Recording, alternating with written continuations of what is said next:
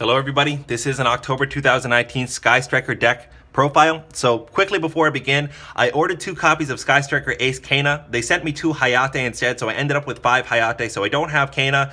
If you're building this deck, order 2 Kana. So anyway, this is non-budget, except that I don't have Infinite Impermanence. I'm playing Valor instead. But honestly, the differences between budget and non-budget Sky Striker at this point are very minimal. In the past, Engage was so expensive, the other spells were so expensive, the hand traps were so expensive, the extra deck monsters were pricey as well. But this deck, everything has been reprinted now, so it's just more affordable and more accessible to more players than ever before. I really never thought that I would possess a Sky Striker deck, but I finally do after so much time.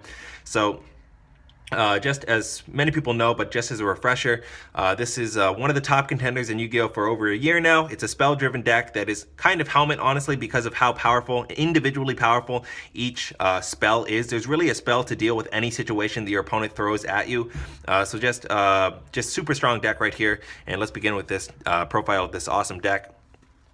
So we start off with 3 Ray. So this is the normal summon that you're using on your Sky Striker Link monsters. It's also got a quick effect to do the same thing. Essentially, you special summon a Sky Striker Link from the extra deck. So also in the graveyard, if your Sky Striker Link is destroyed by battle or leaves the field because of an opponent's card effect, you get to special summon this card. So sometimes they get rid of your Sky Striker Link monster, you get to special summon this card back, and then you go into your, using its quick effect, you go into another Link monster during that same turn. So also because it's a quick effect, you can actually pull off some interesting plays. You can target it to be popped with Area 0, Chain Ray, go into your Link monster, Area 0 will pop nothing, and you'll still excavate. Also during the battle phase, you can attack with Ray, then activate Ray's quick effect, and then attack with that Link monster that same turn. So this is really the bread and butter of the deck. I would definitely say you need 3. So 3 Ash Blossom, 3 Valor, 1 Ghost Ogre, and then 1 Ghost Spell for our hand traps here. So because the deck has plays that can be made so easily with just 1 or 2 spells plus a Ray, there's a lot of room for hand traps in this deck. Plus the card Engage searches and then also draws you a card too, so the chances of you opening hand traps or just drawing off of Engage too is very high. So it just really adds to the interactivity of the deck, in addition to the quick plays too. You're just controlling the board. So for our spells, 3 Engage. So this card is nuts. You search any card in the deck pretty much as a non-hard once per turn, and then if you have 3 or more spells in your graveyard, you get to draw 1 card. So it just really adds to the consistency of the deck. Just maybe activate 3 spells, 4th spell is Engage, search whatever you want, get to draw 1 card, 2, go into Kagari, get this card right back, use it again, plus again, just endless pot of greed shenanigans with Engage. Seriously strong card. So 2 Area 0. This card is the field spell that, again, like Engage, adds to the consistency because it gets to allows you to excavate as kind of a pot of duality for Sky Striker. So you target a card, excavate 3, pop 1 card. So with Widowmaker and with Shark Cannon, you can actually take your opponent's monster either from their field or graveyard and then pop their own card, so you don't have to actually lose any cards. So also, if this card in the field zone is sent to the graveyard by a card effect, you get to special summon Ray from your deck. So if you set this card off a Multirole, you can pop it with Jamming Waves. You can actually pop it with MST too, and there's just a few more ways, 2 more Area Zeros that you can use to go into your Ray during times that you otherwise wouldn't be able to. So 2 Afterburners. I play 2 of this card. I thought it was an appropriate choice at 2. Now that Widowmaker is at 1, this card is really not too bad at 2 because it's just ultimate form of helmet removal right here. Pop a monster, then pop a spell or trap. So just really strong, just generic removal right here. So 2 Shark Cannon. This card is pretty good too. I mean, it's your DD Crow that banishes your opponent's monster from the graveyard. So interrupt those monster reborn to anything that recurs or revives. But also, if you have 3 or more spells in your graveyard, you special summon that monster instead. So it does a few things. You can use that monster as link material usually to go into your Topological Bomber Dragon or your Bora Sword. Or if you have Topological Bomber Dragon already on the field, you can actually pull off or trigger that Topological Bomber Dragon effect. So 1 Eagle Booster. This card is just additional protection for your extra Monster Zone monster, whether it's the Sky Striker Link or the Bora Sword, Ningirsu, anything like that, protecting it from card effects or from battle. Also a quick play. 1 Hornet Drones, another quick play here. So this is an additional way that you can go into your Sky Striker Link monsters in addition to Ray. So it's also a quick play, so you can trigger that Topological Dragon effect. One Widowmaker, another limited card here in addition to Hornet Drones. So this card is really nasty. It really punishes your opponent for playing. So it's a breakthrough skill, or if you have 3 or more spells in your graveyard, you take control of that monster until the end phase.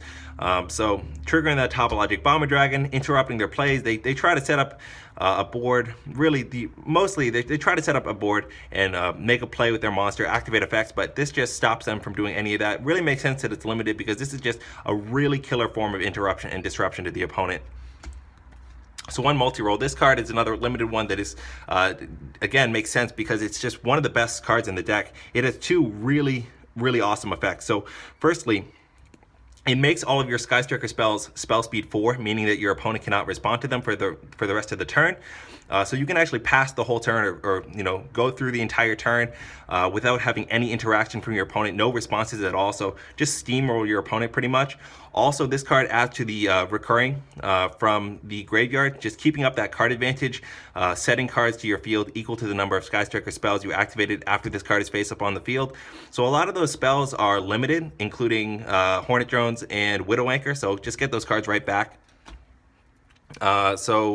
Hercules Base.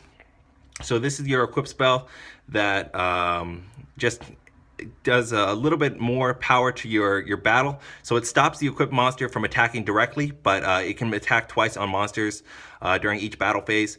And then you get to draw 1 card if it destroys an opponent's monster by battle. So sometimes with Shizuku, your opponent's going to have 0 attack. So you can actually just go in for an easy 3,000 damage if they have more than 1 monster on the field. Kagari, same thing, they have a lot of attack. Then the drawing 1 card just adds to the consistency, adds to the cycling. Also, if this card is sent to the field, from the field to the graveyard by a card effect, you can reshuffle the 3 Sky Striker cards in your graveyard into the deck. So again, like Multirole, getting those cards back. He doesn't set them to the field, but again, it might be nice to recur some of those limited spells. 1 Jamming Waves for our last Sky Striker card. This is very similar to Afterburners, but just does the opposite. It pops a set spell or trap first, and then pops a monster. So just additional removal right here. So non-Sky Striker spells, 3 Mind Control. You're stealing your opponent's monsters and going into Link monsters. This card has been really good ever since the update of Master Rule 4 and just helps you go into whatever monsters you want, those generic monsters, eliminating your opponent's resources and using them as material. So 2 Pot of Desires for some draw power, not 3 because this deck, none of the monsters have too high of attack, so you don't want to deck out because you don't finish your opponent that quickly. 2 Foolish Burial Goods to send Metal Foes Fusion to the graveyard, and also to send any Sky Striker spell to the graveyard to be recurred with Kagari. 2 MST, which is really perfect in this deck. I think it's even better than Twin Twisters because it's 1 card that you can activate, have a really good effect of just popping spells or traps, and then putting that spell in the graveyard without having to discard any other important Sky Striker spells. 1 Rhoda to search the Ray.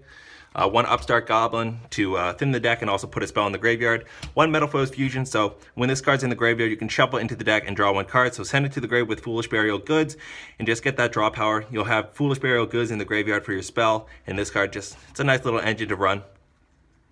So Terraforming to search the Area 0, and the last card in the main deck is the There Can Be Only One. Some people play this at 3. I think it's okay at 1. Just very strong in this deck because you're only playing pretty much 1 monster on the field at a time, maximum 2. So this card is just strong against a variety of archetypes, which oftentimes only have 1 type among their deck. So playing Altergeist, for example, after they normal summon that Marionetter, activate this card, they're pretty much done unless they draw that Heavy Storm Duster. For the extra deck, like I said, no Kana, so keep that in mind. But anyway, 3 Shizuku. So this card is seriously annoying to play against because it pretty much means that your opponent's going to have like 0 attack for their monsters, attack and defense, because of how easily you can put spells in the graveyard. So also during the end phase, it searches a Sky Striker spell from your deck with different name from the cards in your graveyard. So there are a good, strong variety of spells in this deck. A lot of 1-ofs, a lot of 2-ofs. So like I said in the beginning, you pretty much need a spell for whatever situation you're in. There's a spell for that situation. So this lets you handpick during the end phase. So 3 Hayate. This card attacks directly, so it's a 1500 body that is just inherently very good because of its effect to attack directly. So also it establishes your graveyard to be recurred with Kagari. So no Kana, like I said, but Kana is a kind of more niche effect. Stops your opponent from attacking with one of their monsters.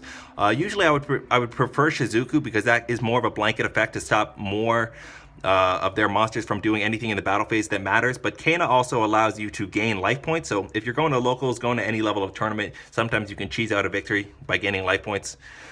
So 1 Kagari. This card is really good. You recur that engage and also gains attack points too. So this card can be a serious beater, but just recur any spell, Sky Striker spell from the graveyard is just very strong because a lot of them you want to be using again, and a lot of them are not hard ones per turns. So some generic ones, Unicorn and Phoenix. So these cards have been reprinted. This is about, $3 or $4. This is like $1 or $2 or $3. So these are just some of the best staple links. So always want to run these pop, back row, spin cards, and make these with Mind Control, Shark Cannon, and Widowmaker. And then Hita, so this is against Salamangreat. Steal one of their monsters, their fire monsters, with Mind Control. Make this card, then bring back one of the fire monsters in their graveyard, and then go into your Ningirsu for your easy link 3. This is actually a strong card against a very specific deck, but so many people play Salamangreat nowadays. 1 Ningirsu for your non-targeting, non-destruction. This is a very easy way to out-boss monsters, which oftentimes have protection. 1 Topological Dragon, so just a seriously strong boss monster to go into because of all the quick plays that special summon in the main monster zones under this card, and then you can just easily blow up your opponent's and the whole main monster zones during your opponent's turn. And the last card is the Bora Sword, because this is just how you go into your OTKs, and oftentimes this card alone, whether it's Sky Striker or Pendulum Magician or really any deck that can take advantage of Bora Sword, this card oftentimes just wins you the game single-handedly. So that has been